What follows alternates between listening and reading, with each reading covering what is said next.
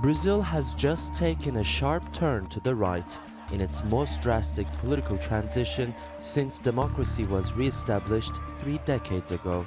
55% of Brazil's voters in the runoff chose Jair Bolosonaro as their new president, ending 14 years of rule by the center-left.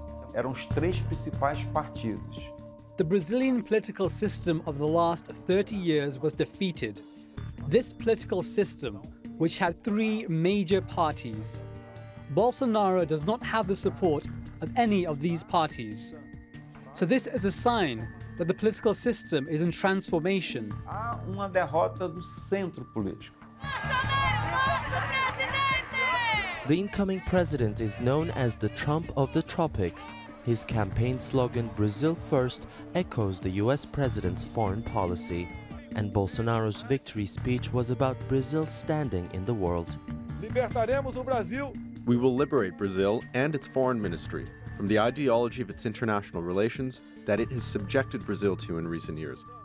We will restore international respect for our dear Brazil. Coming from a small conservative party, Bolsonaro's popularity grew rapidly in response to the apparent failure of the established political parties. Largely based on social media, his campaign to fight crime and corruption drew millions of supporters.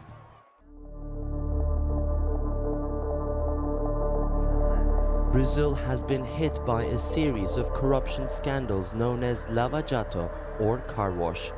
It's led to the impeachment of the former president Dilma Rousseff and the arrest of her predecessor Lula da Silva, a leader who once enjoyed an 80% approval rating.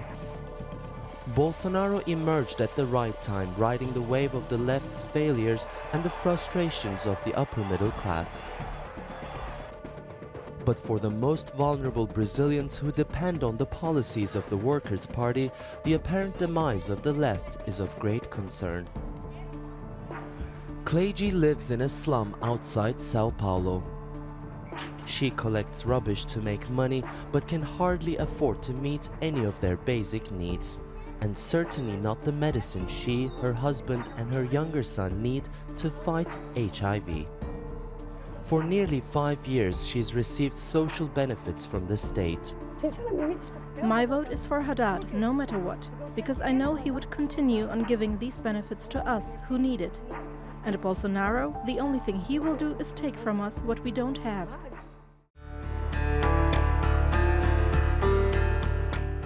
Bolsonaro said during his campaign that he wouldn't change social programs, but his economic position so far is all about the free market. With the world's highest number of murders, Brazil has long been one of the most dangerous places to live. In the suburbs of Rio de Janeiro, Fernando Correa's family has experienced many threats that have become all too common in this city. And on the day of this interview, while Fernando's father was on his way to work, he was threatened by a masked gunman. But they say it wasn't nearly as bad as the time they both were kidnapped. When we leave the house, we're always scared, we're always worried. I don't leave the house at night anymore, for longer trips, particularly with kids. And in the daytime, you go out. If you see a traffic jam, you already think it's a shootout, it's a holdup. This is why Fernanda voted for Bolsonaro, the former military captain who promised to crush organized crime by any means. I want a civilian and military police force that's going to shoot to kill. Eloise lives in the City of God, an infamous slum outside Rio de Janeiro. It's still controlled by gangs selling guns and drugs.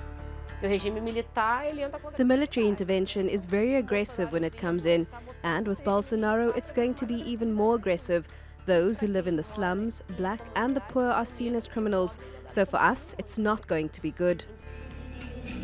Bolsonaro is expected to have drastically different policies than his predecessors.